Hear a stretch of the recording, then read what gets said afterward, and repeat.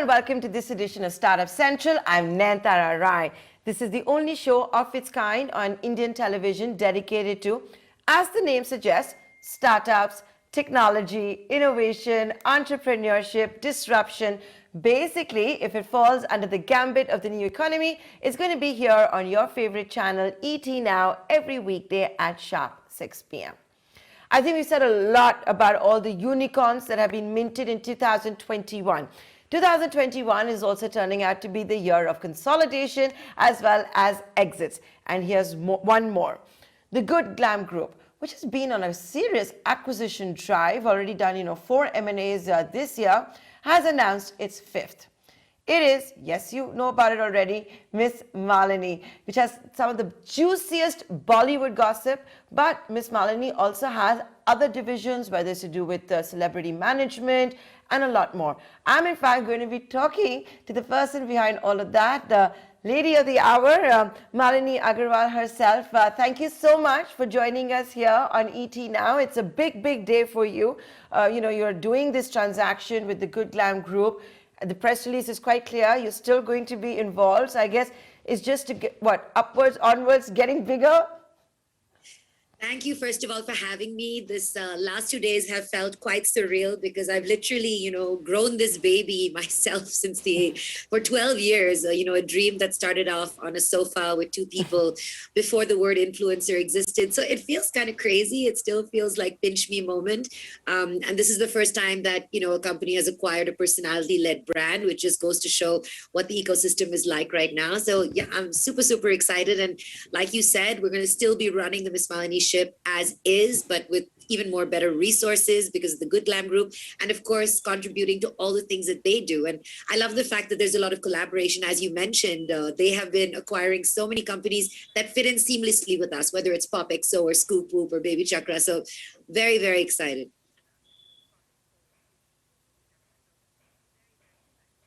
You know what's also really amazing about all of those acquisitions you just talked about, 3 of them, and as well as others, the original founders are still very much involved. Like the Good Glamm Group's big boss, Darpan, has often told me that it's all about synergy going forward. This is just about providing capital and seeing synergies.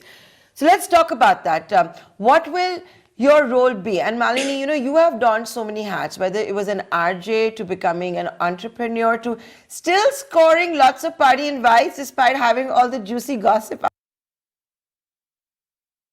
Really excited about my role really being much more robust than just being someone who became a Bollywood blogger 12 years ago. And I think, just as you rightly mentioned, my company itself has 5 divisions. We have a women's community called Girl Tribe. We have Ignite Edge, which is our own talent management. We have MissMalini Studios that makes full-fledged TV shows. We have Agent M Creative AMC, which is my in-house ad agency. So we have all these pieces.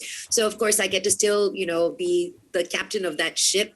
But what I'm really excited about is, if you're looking at what's happening next with creators, it's all becoming very organized, right? There was a time where creators were just kind of bumbling around, figuring out how much they'll get paid, where they should go. Now it's a complete industry. And I feel that I'm really well equipped. I've always been a good matchmaker. I feel I'm very good at matchmaking brands and creators in a way that both of them benefit. And I think all those years of, that expertise and networking and sort of understanding people at a very base level will help a lot, because the reason why I have these relationships in Bollywood, they don't happen overnight, right? There were 15 years of blood, sweat, toil, making those connections with people. And I think what's really interesting for Good Glamm Group, they already have Plixo. They work with nano influencers, micro influencers. Miss Malini is very excited to bring a layer of celebrity influencers, big influencers who have millions of followings as well. And imagine putting all of that together under one Good Glamm Group is very exciting.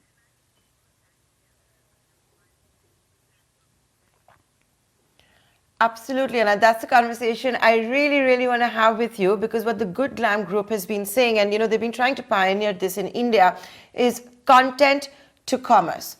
Where will Miss Malini fit into all of this? You've given slight hints about it, whether it is your networking or celebrity management, and just how disorganized this industry is at the moment. I think we fit in so many places, whether it's, identifying the right people who should create their own lines. Manish Malhotra with My Glam is such a great example. That is a celebrity. He's a designer in his own right, and he has his own line of makeup with My Glam. So there's so much potential if you look at just that. Even PopXo has their own makeup lines. There's no reason why Miss Malini wouldn't, join that as well. I also think what's really interesting is that celebrities and influencers now want to be in control of their destiny. And what you really need to do is equip them with the tools, the knowledge, the ability to create the best content, and also find the best deals. And so for us, now that we're creating this network for ourselves, I feel that's really where, my strong suit is, where I'd be very happy to contribute. And I've always thought of myself as more of an ideas person, really. So what I've seen is the evolution of social media is there used to be the lone influencer.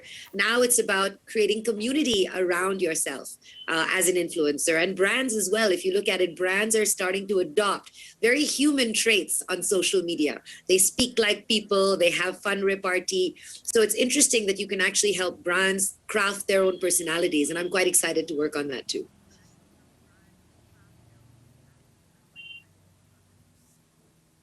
So how will that work? Give us a little idea. You told us about Manish Malhotra. I know you can't reveal it all, but since you said you always have these ideas off the cuff, what could it be? No, so I think one of the things that I've always really wanted to focus on is giving back to the whole blogger community, because I've seen it. I know how hard it is. And part of the reason we launched Ignite Edge, was our in-house agency, is because I've been on both sides. I've been the creator and I've been the platform. And, when you're being squeezed dry, and when you're getting a good deal. So that's one of the things we definitely bring to the table.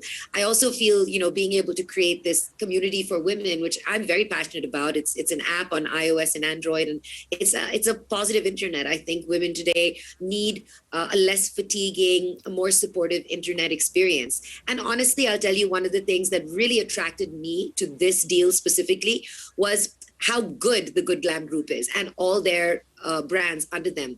I think in India especially, we need to change the narrative about beauty standards. It's not about fairness anymore. It's not about perfect skin. It's not about perfect bodies. And I think the Good Glamm Group really gets that.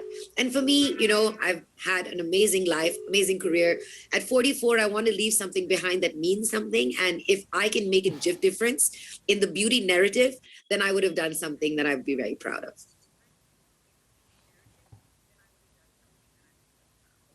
So is that something that we can really expect? We started to see that from PopXo, and that's exactly what was happening. I don't know whether ScoopWhoop is also going to be, taking on body shaming for men, so they don't feel bad if they don't have a six-pack. I don't know if men do. As a girl, I know what we go through when we sometimes go through the beauty magazines.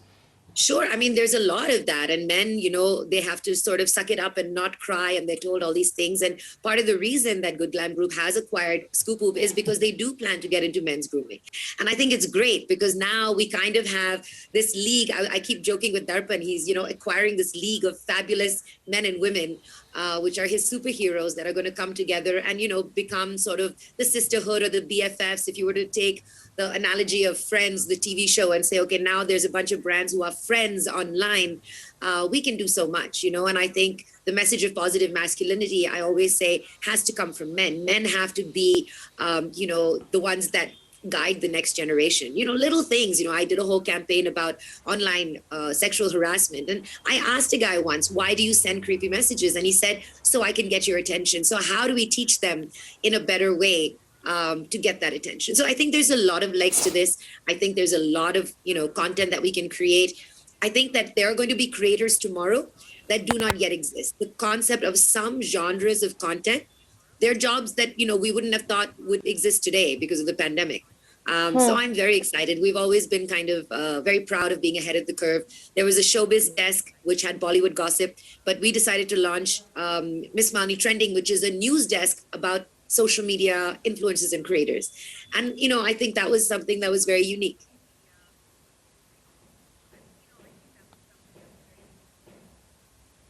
Oh, absolutely. That turned out to be a super hit, didn't it? But, Malini, because I have you here and you said, at age 44, you want to start giving back.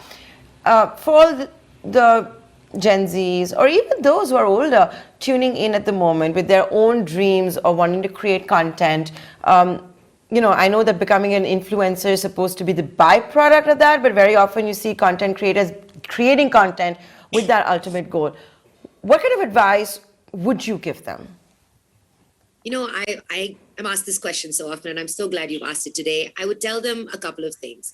One, I would say, be true to yourself. If you see other people's perfect lives on Instagram, you know, everybody's Instagram is just a curation of their favorite moments. Nobody's life is really like that. I literally put up a post the other day about my broken suitcase and how, you know, my parents never really let me buy a new suitcase because that's the Indian way. And, you know, just I think that be true to yourself, be honest about your experiences. That's what people gravitate towards.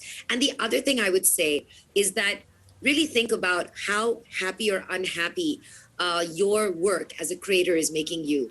And even more importantly, how happy or unhappy do people leave your page? I once saw an amazing video that says, you know, it's great to be an influencer, but influencer may not always be a good word. There are bad influences. As well. So what kind of influence do you want to be? And you know, the 3 rules I follow, and I actually am writing a second book about social media and how to be good online, are never write anything or say anything you can't say to somebody's face, spark joy with what you post, and remember that followers are people too, because we've seen a follower count, we look at them as a number, we don't think about the people behind it. And one of the things I always want creators to know is, you know, we get so sad that, oh, I only got 30 likes on this post or 100 likes. It's nothing compared to the others. But imagine that if in a real room, 100 people had come in to hear what you had to say, you'd be pretty happy about it. So try to keep that in perspective.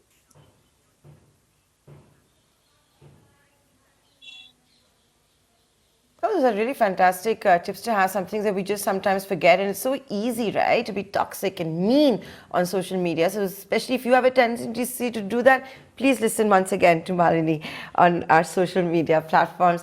But how did you learn all this from personal experience? How do you manage trolling, for example? You know, so I have to tell you this story. The reason why, and you know, nobody becomes the saint on social media or the ability to do all this. I learned this the hard way. And in fact, in my first book, I told the whole story. When I started off as a gossip blogger, I would write the same thing that all other, you know, tabloids do. So and so did this, so and so is dating so and so. And I remember having written a couple of pieces, and then I went to an event and I was hoping not to make eye contact with the celebrity because of what I'd written. And that's when I realized that if I'm not able to face someone for something I've done, even though I think of myself as a good person, the internet has given me this free pass to behave in a way I never normally would in real life. So that's really when I took a step back and said, okay, let me think about how I want to go about creating the content. What is it that I want to feel? What do I want to make other people feel?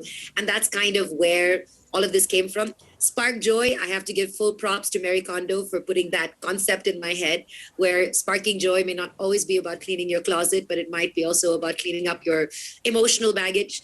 And I think the followers are people too, comes from a place of having myself felt the fatigue or the sadness of not getting enough likes sometimes, or feeling that, oh, why did my content not perform? In fact, what I recommend everyone does, especially if you're not doing this professionally, turn off looking at other people's numbers. On Instagram, you can turn off other people's numbers and also your own, and you will start appreciating the content for what it is and not automatically gravitate towards looking at the numbers.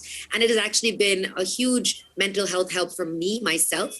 And that's where I got all of these thoughts from, I think, from personal experience. And, you know, I always tell friends, you know, for people who are in startups and who have built their lives like this, you do end up a little rough around the edges, but I wouldn't give it up for the world. It's been an extraordinary journey.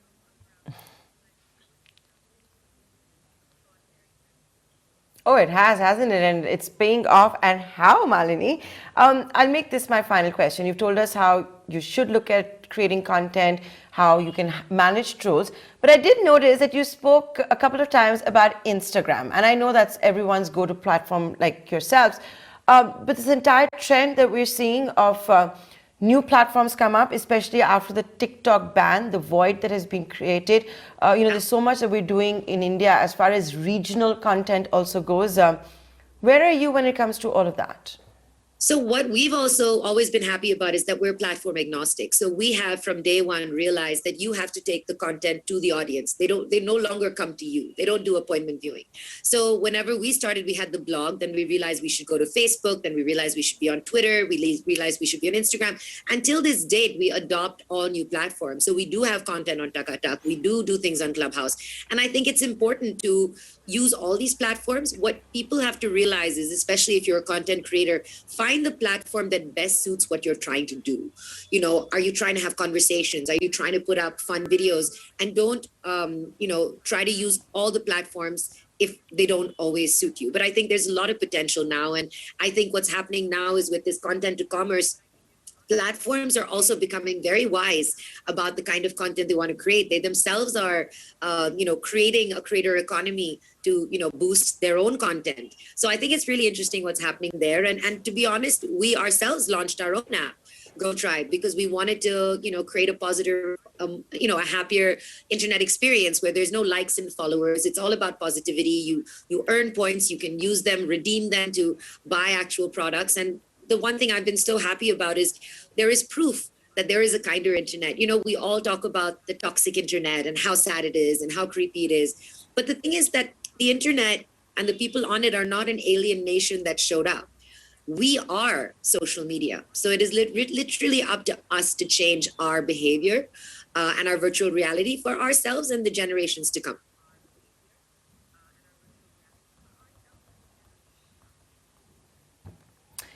And you're a testament of that, aren't you? So for all of you tuning in, I know appointment viewing is out, but wherever you're watching this interview, here she is. She's done it herself, from being an RJ to creating this amazing platform, from blogging to being a platform agnostic, a sellout to Good Glamm Group, only to take it further for the cause that she believes in. Malini, it's been an absolute pleasure to interview you. If I have any idea what you have done in the past, and I'm sure a lot more is coming up, especially with Darpan and the Good Glamm Group. So whenever you guys have your plans figured out, please come back for another interview. I absolutely will. And hopefully the next time I will be sending you a box of Miss Malini My Glam makeup because I love the red lipstick on you, and hopefully the next time it'll be mine.